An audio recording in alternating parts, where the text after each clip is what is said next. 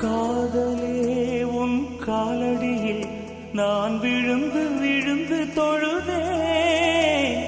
கண்களை நீ மூடிக்கொண்டாய், நான் குலுங்கி குலுங்கி அழுதேன். இது மாற்றமா தடுமாற்றமா?